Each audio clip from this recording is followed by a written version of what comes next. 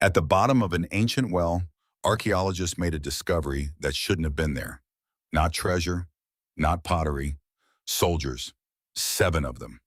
Roman soldiers thrown into a well nearly 1,800 years ago, in a city built to project the power of an empire that, at that very moment, was tearing itself apart. The city was called Mursa, in what is now eastern Croatia. Founded under Emperor Hadrian, Mursa sat along the Drava River, a strategic crossing point that made it valuable and vulnerable. It was a garrison town, home to soldiers who existed to defend Roman order. But Roman order by the 3rd century was anything but stable. This was the era historians call the crisis of the 3rd century. Nearly 50 years where the empire cycled through more than 20 emperors, many of them killed by their own troops. Civil wars weren't the exception. They were the norm. Legions fought legions. Soldiers who once swore loyalty to Rome ended up killing each other in Rome's name. That's the world these 7 men were living in and possibly dying in. When archaeologists uncovered their remains at the bottom of the well, there was no coffin, no grave marker, no ritual burial befitting a Roman soldier. Just bodies, discarded, one on top of another. That absence tells its own story. Roman soldiers were normally honored in death, even in defeat. A proper burial was almost sacred to military identity.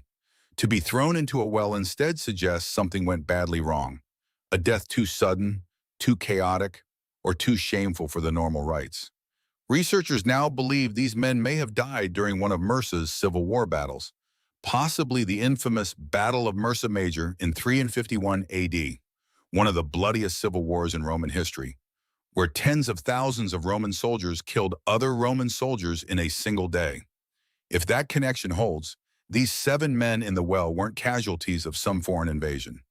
They were casualties of Rome fighting itself, killed by the same empire they swore to protect. Their bones, preserved by centuries of sediment and stillness, are now being studied for signs of trauma, for clues about their age, their origin, even the weapons that may have killed them. Each detail adds another piece to a much larger puzzle. How an empire that once ruled from Britain to the Euphrates began to collapse from the inside.